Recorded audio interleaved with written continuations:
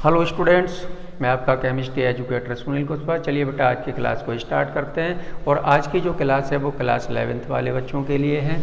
तो class 11th में आज हम आपको समझाने जा रहे हैं बेटा आइसोमेरिज, ठीक है ना। तो आज की जो क्लास 11th वाले बच्चों के लिए है, तो सभी 11th वाले बच्चों से मैं कहना चाहूँगा कि बेटा अपनी कॉपी और पेन को साथ में लेकर के बैठें, ठीक है ना। कॉपी और पेन को साथ में लेकर के बैठें और यहाँ से नोट भी करते जाएँ आप। तो समझें आप आइसोमेरिज क्या होती है बेटा। ऐसे कंपाउंड जिनके मॉलिक्यूलर फार्मूला तो सेम होते हैं। मैंने क्या बोला? मैंने बोला कि ऐसे कंपाउंड जिनके मॉलिक्यूलर फार्मूला तो सेम होते हैं लेकिन physical and chemical properties different type की होती हैं। तो ऐसे कंपाउंड को हम बोलते हैं बेटा आइसोमर्स, और इस फिनोमेना को कहते हैं आइसोमेरिज, ठीक है ना। तो चलिए हेडिंग लगा लें आप आइसोमेरिज। क्लास को कंटिन्यू करते हैं हम आगे। आइसोमेरिज, तो हेडिंग लगा लेंगे आप आइसोमेरिज्म।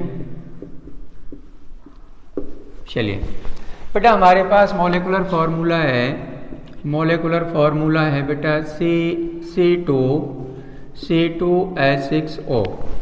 और इधर भी मॉलिक्यूलर फार्मूला लिख दे रहा हूँ मैं, सेम मॉलिक्यूलर फार्मूला है C2H6O। इधर जो कंपाउंड है बेटा वो है, मैं बताऊँ आपको कि CH3CH2OH, ठीक है ना। मॉलिक्यूलर फार्मूला दोनों तरफ सेम है, इधर भी C2H6O है और इधर भी बेटा C2H6O है, ठीक है ना। मॉलिक्यूलर फार्मूला दोनों कंपाउंड का सेम है, दोनों कंपाउंड का मॉलिक्यूलर फार्मूला कैसा है? सेम है। लेकिन यहाँ पर है बेटा जो कंपाउंड है वो है यहाँ पर CH3 सिंगल बॉन्ड O और CH3। अब यहाँ पर ध्यान दो, इसमें कार्बन कितने हैं बेटा? यहाँ पर कार्बन है बेटा 2, हाइड्रोजन कितने हैं? हाइड्रोजन है बेटा 6, ऑक्सीजन कितने हैं? 1। यहाँ पर देखो इस कंपाउंड में कार्बन कितने हैं? 2 हैं, हाइड्रोजन कितने हैं बेटा? 6 हैं, ऑक्सीजन कितने हैं? 1 है। मतलब प्रत्येक एलिमेंट बराबर है। मॉलिक्यूलर फार्मूला सेम है तो एलिमेंट तो बराबर होंगे ना भाई। क्या बोला मैंने? कि जब मॉलिक्यूलर फार्मूला सेम है तो एलिमेंट नंबर ऑफ एटम भी इक्वल होंगे, बराबर होंगे। अब यहाँ पर देखते हैं कि ये है बेटा एल्कोहल, किसको बोल रहे हैं हम? Alcohol, alcohol.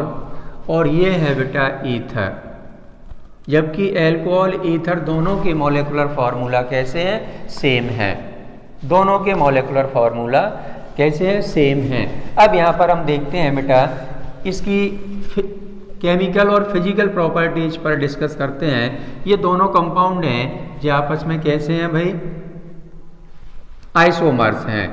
Molecular formula same है दोनों का, तो ये दोनों कंपाउंड हैं वो हैं बेटा आइसोमर्स, यानी एथिल एल्कोहल और डाई एथिल ईथर। इसको बोलते हैं सॉरी डाई मैथिल ईथर, इसको बोलेंगे बेटा di methyl ether, di methyl ether. इसको तो है एथिल एल्कोहल बोलेंगे, ये है बेटा एथिल एल्कोहल, ठीक। अब चलिए हम यहाँ पर बात कर लेते हैं बेटा कुछ प्रॉपर्टीज की। तो फर्स्ट नंबर है बेटा फिजिकल स्टेट, फर्स्ट नंबर है physical state, physical state. Physical state की बात करें तो जो बेटा एथिल एल्कोहल होता है फॉर्म में होता है, लिक्विड फॉर्म में होता है, जबकि ईथर होता है बेटा वो गैस फॉर्म में होता है। तो फिजिकल प्रॉपर्टीज में डिफरेंस नज़र आ रहा है आपको या नहीं आ रहा है? मैंने डिफाइन में यही बोला था कि मॉलिक्यूलर फार्मूला तो सेम होता है, मॉलिक्यूलर फार्मूला तो सेम होता है, लेकिन फिजिकल और केमिकल प्रॉपर्टीज में अंतर होता है, डिफरेंस होता है। तो फिजिकल एंड केमिकल प्रॉपर्टीज में डिफरेंस होता है। यहाँ पर क्या है कि जो एथिल एल्कोहल है लिक्विड फॉर्म में है, यहाँ पर जो ईथर है बेटा वो गैस फॉर्म में है। अब देखो हाइड्रोजन बॉन्डिंग की बात करते हैं तो एथिल एल्कोहल है बेटा हाइड्रोजन बॉन्डिंग करता है, एथिल एल्कोहल है वो हाइड्रोजन बॉन्डिंग करता है, लेकिन जो ईथर है इसमें हाइड्रोजन बॉन्डिंग नहीं होती है, इसमें हाइड्रोजन बॉन्डिंग नहीं होती है। कैसे करता है, देखो एथिल अल्कोहल हाइड्रोजन बॉन्डिंग कैसे करता है, CH3 single bond CH2 single bond O और सिंगल बॉन्ड H। एक एथिल अल्कोहल का मॉलिक्यूल ये है, इसका ये मोर इलेक्ट्रोनेगेटिव एलिमेंट है, अगले अल्कोहल के हाइड्रोजन एटम के साथ में क्या बनाएगा बेटा, हाइड्रोजन एटम के साथ में हाइड्रोजन बॉन्डिंग करेगा ये, तो यहाँ पर CH2 और यहाँ CH3, ऐसे ही आगे फिर हाइड्रोजन बॉन्डिंग होगी, इसलिए इस रीजन से ये हाइड्रोजन बॉन्डिंग करता है, ठीक है ना, मोर इलेक्ट्रोनेगेटिव एलिमेंट और हाइड्रोजन के बीच में। नेक्स्ट पॉइंट डाटा है बेटा, ये इसमें हाइड्रोजन बॉन्डिंग नहीं होती है। BP की बात कर लेते हैं, थर्ड नंबर में BP, यानी इसका बॉइलिंग पॉइंट, एथिल अल्कोहल का जो बॉइलिंग पॉइंट होता है 76 डिग्री सेल्सियस होता है, जबकि डाई मेथिल ईथर का जो बॉइलिंग पॉइंट होता है वो 70 डिग्री सेल्सियस होता है। नेचर की बात कर लेते हैं, नेचर कैसी है, एथिल अल्कोहल होता है बेटा, नेचर की अगर बात करें तो एथिल अल्कोहल होता है वो एसिडिक नेचर का होता है, एसिडिक नेचर का होता है, और ये आप लोगों को पता है कि एसिड क्या होते हैं, जो H+ आयन डोनेट करते हैं वो एसिड होते हैं, तो एसिडिक नेचर का होता है। ये बेटा एसिडिक नेचर का नहीं होता है, कौन, di methyl ether acidic nature का नहीं होता है। 5 पॉइंट की बात करते हैं, 5 पॉइंट है बेटा, केमिकल प्रॉपर्टीज़ की बात कर लेते हैं हम। जो एथिल अल्कोहल है बेटा सोडियम मेटल के साथ में रिएक्ट होकर के, सोडियम मेटल के साथ में रिएक्ट होकर के H2 गैस रिलीज करता है, H2 गैस को रिलीज करता है। देखो रिएक्शन में बता रहा हूँ, CH3 single bond CH2 OH plus 2Na, यहाँ पर 2 सोडियम के मेटल लिए हैं तो 2 मॉलिक्यूल मुझे एथिल अल्कोहल की भी लेनी पड़ेंगे। अब देखो ये वाले दोनों Na आके यहाँ जुड़ जाएंगे और यहाँ से बेटा ये H है वो निकल जाएगा H2 फॉर्म में, तो हाइड्रोजन गैस बन गई। अब ये बन गया बेटा 2CH3 सिंगल बॉन्ड CH2 और ONA, सोडियम एथोक्साइड बन गया और हाइड्रोजन गैस निकल रही है। अब इधर देखो, ये जो डाई मेथिल ईथर होता है ये इसके साथ यानी सोडियम मेटल के साथ रिएक्ट नहीं होता है, न रिएक्ट होता है और ना कोई कंपाउंड बनाता है। नेक्स्ट है बेटा 6 नंबर, लास्ट है chemical properties, react with HI, यानी हाइड्रोजन आयोडाइड के साथ एथिल अल्कोहल होता है, वो हाइड्रोजन आयोडाइड के साथ रिएक्ट होकर के बेटा एथिल आयोडाइड बनाता है, जबकि डाई मेथिल ईथर होता है वो बनाता है मेथिल आयोडाइड बनाता है। तो ये रिएक्ट होता है किसके साथ में भैया, एल्कोहल, एथिल अल्कोहल के साथ में। तो रिएक्शन देखें आप, C2H5 बेटा OH और प्लस HI, अब HI का हाइड्रोजन आयोडाइड का H, एल्कोहल का OH आपस में मिलके बना लेगा बेटा वाटर, और प्लस क्या बचा, अब देखो C2H5 बचा, OH यहाँ से नेगेटिव पार्ट हटा, नेगेटिव पार्ट जुड़ने वाला है तो C2H5I, तो ये बना रहा है एथिल अल्कोहल बनाता है एथिल आयोडाइड और ये बनाता है बेटा मेथिल आयोडाइड। तो आपने क्या देखा, इन प्रॉपर्टीज में क्या देखा कि इनकी फिजिकल और केमिकल जो आइसोमर्स हैं, हमारे दोनों आइसोमर्स हैं, उनकी फिजिकल और केमिकल प्रॉपर्टीज में काफ़ी डिफरेंस है। तो ऐसे कंपाउंड जिनके मॉलिक्यूलर फार्मूला तो सेम होते हैं लेकिन उनकी फिजिकल एंड केमिकल प्रॉपर्टीज में डिफरेंस होता है, अंतर होता है, तो उन कंपाउंड को हम कहते हैं बेटा आइसोमर्स। तो ये शेष मैंने प्रॉपर्टीज यहाँ शो कर दी हैं। तो प्रॉपर्टीज में आप देखें कि फिजिकल स्टेट थी, एथिल अल्कोहल की फिजिकल स्टेट थी बेटा लिक्विड और डाई मेथिल ईथर की गैस फॉर्म में है। एथिल अल्कोहल बेटा हाइड्रोजन बॉन्डिंग करता है जबकि di methyl ether hydrogen bonding नहीं करता है, अंतर देखना है दोनों में।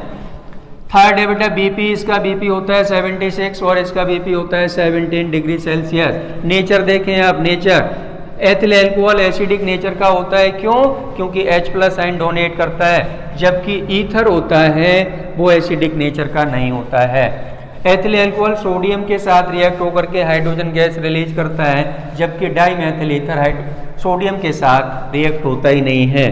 अब नेक्स्ट लास्ट है बेटा 6 नंबर, रिएक्ट विद HI, जो एथिल अल्कोहल है वो हाइड्रोजन आयोडाइड के साथ रिएक्ट होकर के एथिल आयोडाइड बनाता है, जबकि डाई मेथिल ईथर है वो मेथिल आयोडाइड बनाता है।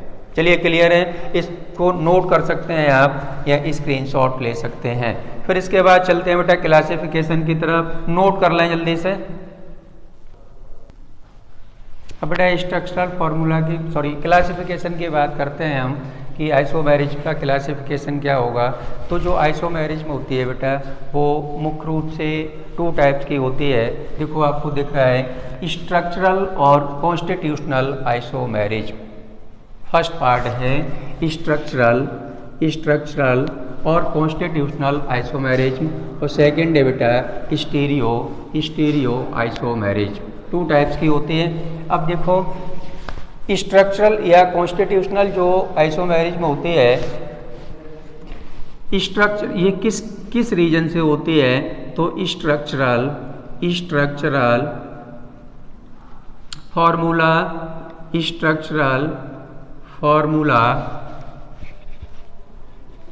इज डिफरेंट, ठीक है ना। स्ट्रक्चरल फार्मूला में अंतर होने के कारण जो आइसोमेरिज में होती है बेटा उसको हम कहते हैं कॉन्स्टिट्यूशनल या स्ट्रक्चरल आइसोमेरिज। मैंने क्या बोला कि स्ट्रक्चरल फार्मूला में डिफरेंस होने के कारण जो आइसोमेरिज में होती है उसको कहते हैं कॉन्स्टिट्यूशनल या स्ट्रक्चरल आइसोमेरिज। चलो इसी की पहले बात कर लेते हैं। अब स्ट्रक्चरल जो आइसोमेरिज में होती है वो निम्न टाइप की होती है। तो कॉपी और पेन को आप साथ में लेकर के बैठे, इन पॉइंटों को नोट करते जाएं क्योंकि क्लासिफिकेशन आपके दिमाग में अब छपने वाला है थोड़ी बहुत देर में। चलिए कॉपी और पेन को साथ में लेकर के बैठें, ठीक है ना। चलिए नोट करते हैं इसको। मैंने बोला कि जो स्ट्रक्चरल आइसोमेरिज में होती है वो डिफरेंट टाइप की होती है, ठीक है ना। तो फर्स्ट पार्ट है बेटा चेन आइसोमेरिज, जिसको हम कहते हैं CI। मतलब क्या बोलेंगे इसको, चेन आइसोमेरिज बोलेंगे भैया, चेन आइसोमेरिज। सेकंड होती है PI, सेकंड है बेटा PI का मतलब हो गया बेटा पोजीशन आइसोमेरिज, ठीक है ना। थर्ड है बेटा, थर्ड नंबर है FI फंक्शनल ग्रुप आइसोमेरिज, इसको बोलते हैं functional group isomerism. Structural isomerism में होती है 6 टाइप की होती है। कितने टाइप की होती है भाई, 6 टाइप की होती है। तो ये टाइप आपको आने चाहिए, क्लासिफिकेशन आपको आना चाहिए, ठीक है ना। फुल फॉर्म में लिख रहा हूँ मैं, शॉर्ट फॉर्म में लिख रहा हूँ। नेक्स्ट है बेटा 4 नंबर RCI को बोलते हैं रिंग चैन आइसोमेरिज, रिंग चैन बेटा आइसोमेरिज, क्लियर है, रिंग चैन आइसोमेरिज। ये 4 नंबर हो गया। अब 5 नंबर की बात करते हैं। 5 नंबर है बेटा मेटामेरिज्म और 6 नंबर है बेटा टोटोमेरिज। कितने टाइप की हो गई, स्ट्रक्चरल या कॉन्स्टिट्यूशनल जो आइसोमेरिज में होती है बेटा वो कितने टाइप की है, 6 टाइप की है। फर्स्ट है देखो CI, PI, FI, RCI, मेटामेरिज और टोटोमेरिज। क्लियर हो गया ना। चलिए नोट करते जाएं आप। अब इधर की बात कर लेते हैं बेटा। इधर क्या है कि स्टीरियो आइसोमेरिज में होती है वो spatial arrangement is different, spatial arrangement में अंतर होने के कारण, डिफरेंस होने के कारण होती है। क्या बोला मैंने, स्टीरियो जो आइसोमेरिज में होती है स्पेशियल अरेंजमेंट, या नोट कर लेंगे आप, spatial arrangement is different, spatial arrangement is different. तो ये जो बेटा स्टीरियो आइसोमेरिज में होती है बेटा 2 टाइप्स की होती है। मैं बता दूं आपको 2 टाइप्स की होती है। फर्स्ट नंबर है बेटा कॉन्फ़िगरेशन आइसोमेरिज्म,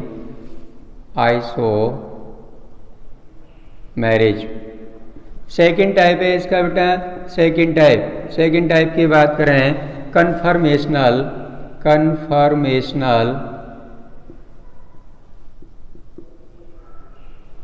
आइसोमेरिज्म, यानी स्टीरियो आइसोमेरिज में बेटा 2 टाइप्स की है। अभी थोड़ी देर में एक एक सभी को एक्सप्लेन करना है, मुझे एक एक करके एक्सप्लेन करना है इनको, ठीक है ना। एग्जाम्पल भी आपको मिलेंगे। अब चलिए, कॉन्फ़िगरेशन जो आइसोमेरिज में होती है बेटा 2 टाइप्स की होती है, मैं बता दूं आपको। फर्स्ट नंबर है बेटा, फर्स्ट नंबर यानी ये 2 टाइप की है। फर्स्ट नंबर है बेटा यानी ए और बी नंबर दे देता हूं इनको। फर्स्ट है बेटा GI यानी ज्योमेट्रिकल आइसोमेरिज, और सेकंड है OI का मतलब हो गया बेटा ऑप्टिकल आइसोमेरिज, ज्योमेट्रिकल आइसोमेरिज्म और ऑप्टिकल आइसोमेरिज। अब चलिए एक एक कर क्लासिफिकेशन का स्क्रीनशॉट ले सकते हैं आप, स्क्रीनशॉट ले लो या इसको नोट कर लो जल्दी से, स्क्रीनशॉट भी ले सकते हैं आप, जल्दी से नोट करें इसको बेटा। चलिए अब एक्सप्लेन की तरफ चलते हैं। चेन आइसोमेरिज क्या होता है इसको हम समझाते हैं आपको। नोट हो गया, स्क्रीनशॉट ले लें। चेन आइसोमेरिज बेटा क्या है, इस पर थोड़ी हम चर्चा करते हैं। चेन आइसोमेरिज तो कार्बन चेन में परिवर्तन के कारण जो आइसोमेरिज में होती है बेटा, किसमें? कार्बन चेन में परिवर्तन के कारण जो आइसोमेरिज में होती है उसको हम कहते हैं चेन आइसोमेरिज। बोलो क्लियर हो रहा है? कार्बन चेन में परिवर्तन के कारण जो आइसोमेरिज में होती है उसको बोलते हैं चेन आइसोमेरिज्म। तो मैं यहाँ डिफाइन लिख रहा हूँ, आप भी नोट करेंगे मेरे साथ, ठीक है ना। कंपाउंड विच है, क्या बोल सकते हैं इसको? कंपाउंड विच है सेम मोलिकुलर फॉर्मूला व different size of principal chain और साइड चेन। प्रिंसिपल चेन और साइड चेन में अंतर होने के कारण जो आइसोमेरिज में होती है उसको हम कहते हैं चेन आइसोमेरिज। डिफाइन समझ में आई? मैंने क्या बोला? कंपाउंड विच है सेम मोलिकुलर फॉर्मूला व different size of principal chain and side chain. तो चलिए डिफाइन को नोट करें आप। कंपाउंड विच है, डिफाइन नोट करें, compound which have same molecular formula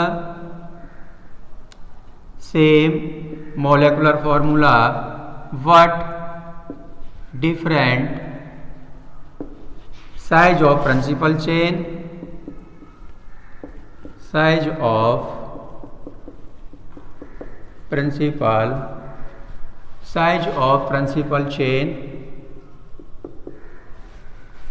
and side chain. Principal chain और साइड चेन, देखो अंडरलाइन कर दे रहा हूं मैं, साइज ऑफ प्रिंसिपल चेन, इनमें डिफरेंस होने के कारण जो आइसोमेरिज में होती है उसको हमने बोला बेटा क्या?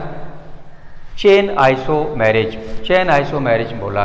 देखो हमारे पास एग्जाम्पल है, एग्जाम्पल की बात करें हम तो एग्जाम्पल बहुत सारे हैं बेटा। एग्जाम्पल नंबर फर्स्ट है, ठीक है ना। एग्जाम्पल नंबर फर्स्ट है, एग्जाम्पल फर्स्ट है C सिंगल बॉन्ड C, इस टाइप की चेन है, ठीक है ना। 4 कार्बन एटम की चेन है।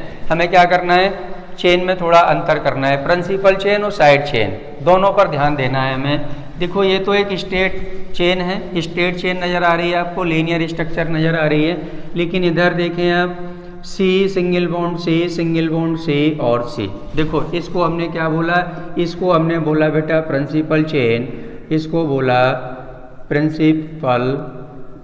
प्रिंसिपल चेन, और इसको बोला बेटा मैंने साइड चेन या ब्रांच चेन कह सकते हैं, साइड चेन, ठीक है ना। इसमें सीधी है बेटा प्रिंसिपल चेन। तो ये साइड चेन और प्रिंसिपल चेन में थोड़ा सा डिफरेंस नज़र आ रहा है आपको।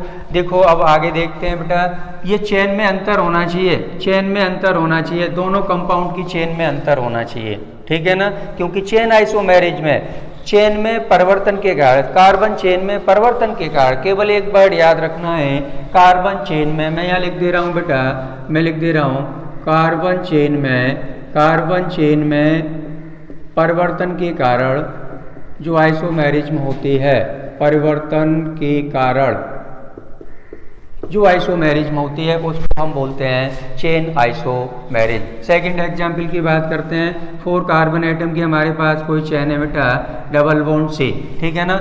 इस टाइप की हमारे पास कोई चेन है और इस टाइप की हमारे पास कोई चेन है, देखो डबल बॉन्ड यहाँ पर है, कि स्ट्रेट चेन है हमारी है ना, स्ट्रेट चेन है। अब इसमें क्या करने वाले हैं हम, सेकंड वाले उसमें सेकंड आइसोमर्स में क्या करने वाले हैं, चेन में थोड़ा सा अंतर देने वाले हैं। तो सी, सिंगल बॉन्ड सी और सिंगल बॉन्ड बेटा सी और डबल बॉन्ड सी। बोलो है चेन में डिफरेंस है कि नहीं है, चेन में अंतर नजर आना चाहिए।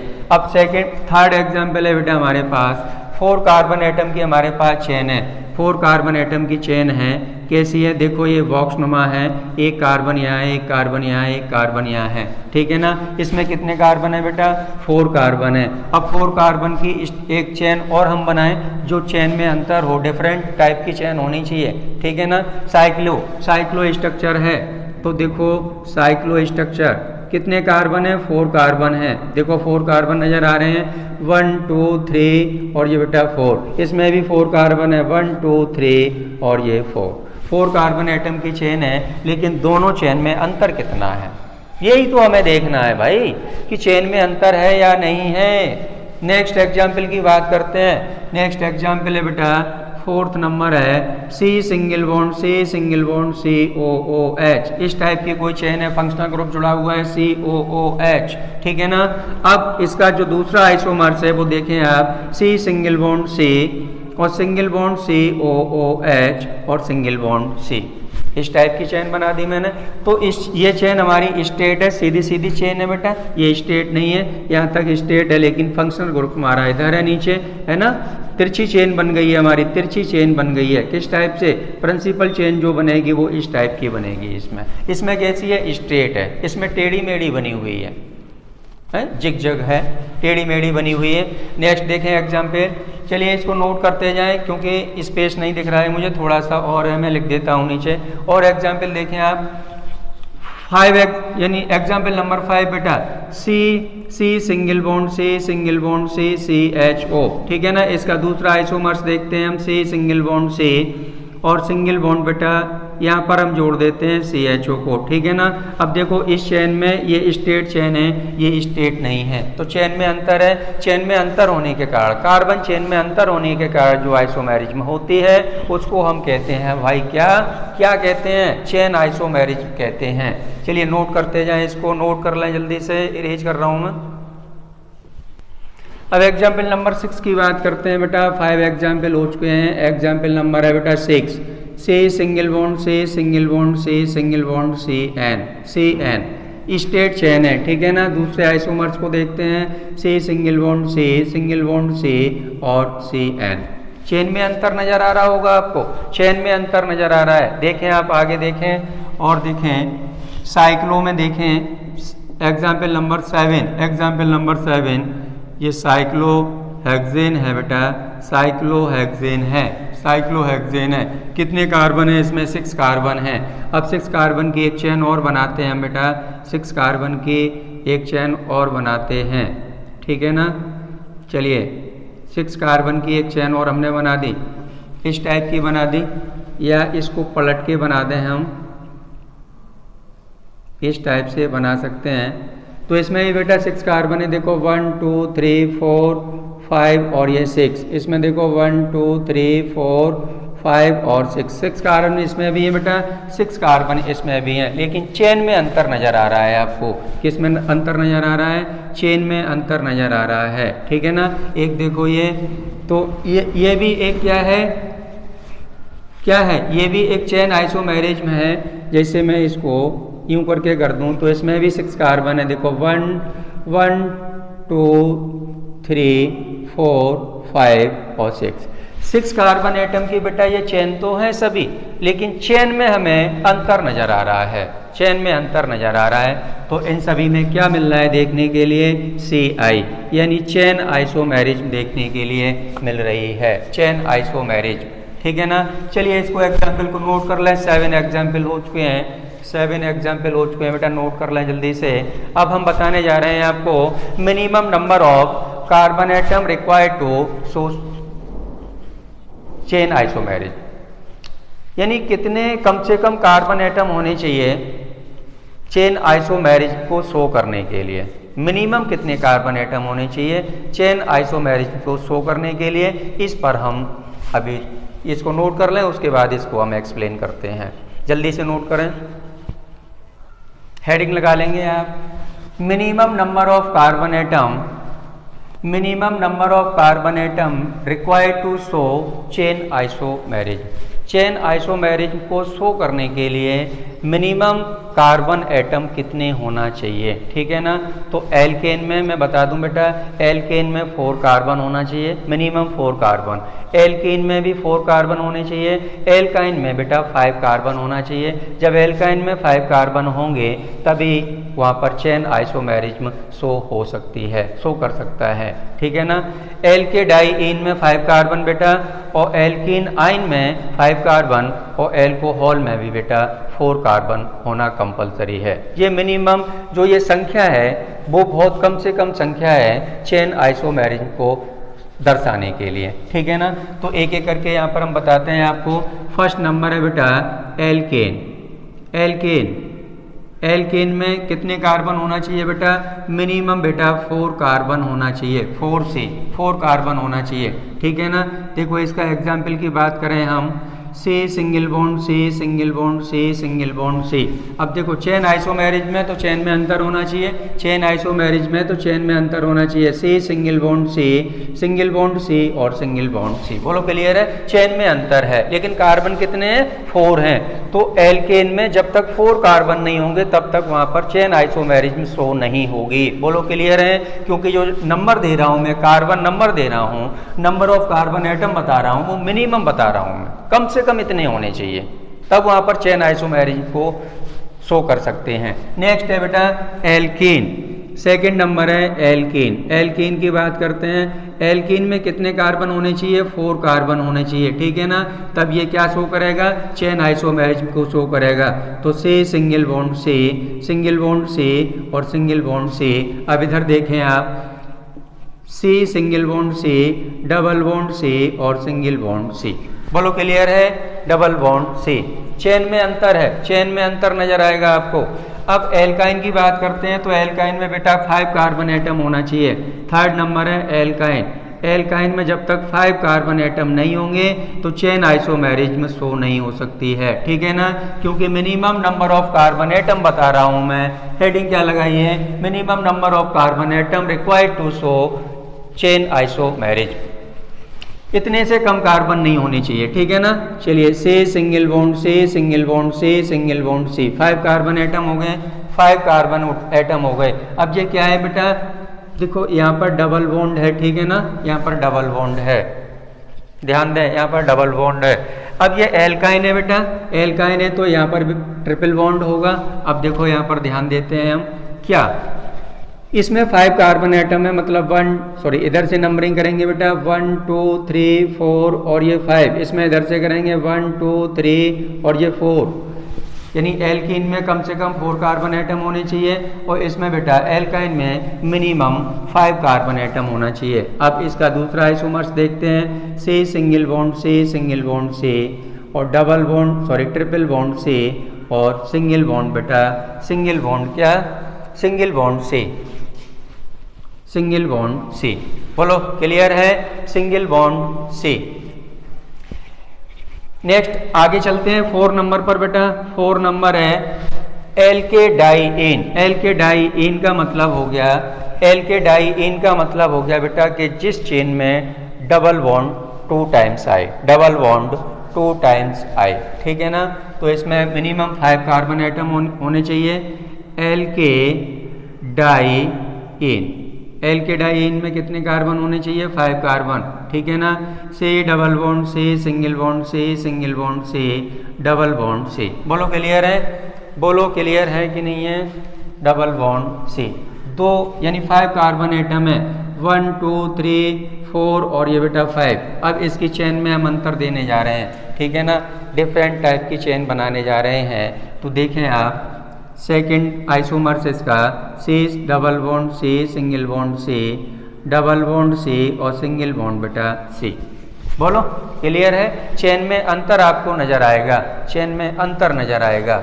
अब बात करते हैं एल्कीन आयन। एल्कीन आयन का मतलब होता है कि ऐसी स्ट्रक्चर जिसमें डबल बॉन्ड भी हो कार्बन कार्बन के बीच में और ट्रिपल बॉन्ड भी नजर आए आपको, उसको कहते हैं एल्कीन आयन। एल्कीन आयन कहते हैं। 5 नंबर है, 5 नंबर देखते हैं। एल्कीन आयन, एल्कीन आयन, इसमें मिनिमम बेटा कार्बन एटम होने चाहिए, वो 5 कार्बन एटम होना चाहिए, 5 कार्बन एटम होना चाहिए, तभी शो होगी। एल्कीन आयन तभी चेन आइसोमेरिज को शो कर सकता है जब उसके पास मिनिमम 5 कार्बन एटम हो। मिनिमम कितने हो बेटा? 5 कार्बन एटम हो। तो देखिए C double bond C, single bond C, single bond C और ट्रिपल बॉन्ड बेटा C, ट्रिपल बॉन्ड C। ठीक है ना। चलिए दूसरा आइसोमर्स इसका देख लेते हैं, यहीं और करके लगा देते हैं। चलो आगे लिख देते हैं, है ना। C double bond C, single bond C और double bond, sorry triple bond नहीं, ट्रिपल बॉन्ड नहीं बेटा C, हाँ ट्रिपल बॉन्ड लास्ट में है ना, लास्ट में। यहाँ पर लगा देते हैं हम C, 4 हो गए और यहाँ पर ट्रिपल बॉन्ड C। बोलो क्लियर है। चेन में अंतर नजर आना चाहिए, चेन में अंतर होना चाहिए। एल्कोहल के लिए कितने मिनिमम कार्बन होना चाहिए? लास्ट है बेटा 6 नंबर, 6 नंबर है। एल्कोहल तभी चेन आइसोमेरिज शो करेगा जब उसके पास 4 कार्बन एटम होंगे, 4 कार्बन एटम होंगे। ठीक है ना। C single bond C, single bond C, single bond C और सिंगल बॉन्ड OH। ठीक है ना। मिनिमम कितने होने चाहिए? 4 कार्बन एटम होना चाहिए। इसका दूसरा आइसोमर्स देखते हैं, दिख रहा है ना इधर। चलिए मैं नीचे नोट कर देता हूँ इसको। C single bond C, single bond C, 3 carbon atom हो गए बेटा, सिंगल बॉन्ड C और सिंगल बॉन्ड OH। चेन में अंतर नजर आ रहा है आपको। तो ये जो मैंने टॉपिक बताया है बेटा, सब मुझे आशा है कि सभी बच्चों को क्लियर हो गया होगा। चेन आइसोमेरिज, तो चेन आइसोमेरिज को शो करने के लिए एल्केन को 4 कार्बन एटम की ज़रूरत है। मिनिमम कार्बन एटम एल्केन में 4 होने चाहिए। ये नहीं है कि 1 कार्बन एटम हो या 2 कार्बन एटम हो या 3 कार्बन एटम हो, तो वो क्या नहीं करेगा, चेन आइसोमेरिज को शो नहीं कर सकता है। ठीक है ना। एल्कीन में बेटा 4 कार्बन एटम मिनिमम होने चाहिए, एल्काइन में 5 कार्बन एटम होना चाहिए। ये नंबर आपको पता होना चाहिए। ठीक है ना। Minimum number of carbon atom है, minimum number of carbon atom है। तो ये था आज का टॉपिक बेटा। चलिए आज की क्लास को हम यहीं समाप्त करते हैं। नेक्स्ट लेक्चर में बेटा पोजीशन आइसोमेरिज्म और फंक्शनल ग्रुप आइसोमेरिज्म को लेकर के आएंगे सभी बच्चों को क्लास लेने के लिए। Thank you. तो आज की क्लास को बेटा यहीं समाप्त करते हैं। धन्यवाद।